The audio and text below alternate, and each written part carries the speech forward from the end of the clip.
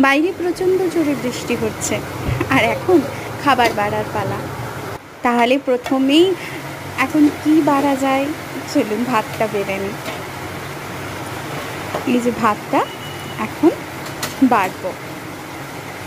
বাঙালিরা আবার ভাতটা বেশি পছন্দ করে, তাই তো কথায় বলে ভেতো বাঙালি।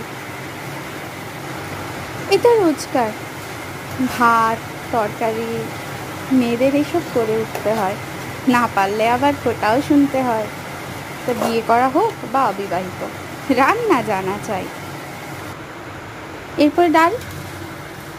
ডাল ছাড়া ভাত একদম অসম্পূর্ণ বাঙালির কাছে, ডালটা দরকার। তাই মুসুরের ডাল। কেউ চলে ডালে ডালে, আর কেউ চলে পাতায় পাতায়। তাই লতায় পাতায় ডাল ভাত না থাকলে বাঙালি ঠিক খাওয়া জমে না। ভাতে মাখাতে হলে কিছু তো দরকার। এরপরে কি আসবে? এরপরে আলু ভাজা। আলু তো দরকার, সব খাবারের মধ্যে আলুটা একটু থাকা দরকার। যারা ফিটনেসে আছে তারা হয়তো আলুটা অ্যাভয়েড করে। তারপরেই আসছে ডিমের ভুজিয়া। ডিমটা অতটা ভাজতে পারি না, তাই ভুজিয়ার আকারেই ভেজে নিলাম।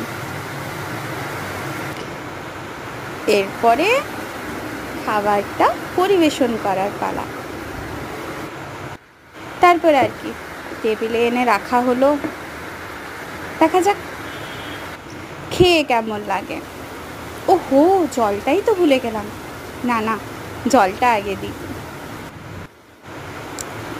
এটা প্লেট, বেশি কিছু হয় না, যেটা হয়েছে এটাই খেতে হবে। এরপরে খাওয়া শুরু। দেখা যাক খাওয়ার কি রিভিউ আসে।